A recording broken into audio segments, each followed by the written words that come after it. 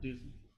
আমাদের আসলে গতকাল রাত থেকেই অতিবৃষ্টি, প্রচুর বৃষ্টিপাতের কারণে আমাদের পৌরসভার বিভিন্ন জায়গায় পানি জমে গেছে। এটা আসলে অতিবৃষ্টির কারণে আমরা দেখছি যে আমরা বিভিন্ন জায়গায় কয়েকটা জায়গায় আমি নিজেও ভিজিট করেছি।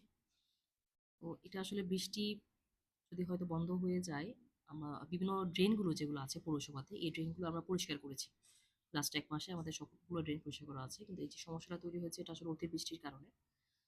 আর এছাড়া আমাদের যে খাল আছে, এই খালগুলো আসলে অবৈধ দখলের কারণে বিভিন্ন জায়গায় খালগুলো বন্ধ হয়ে গেছে।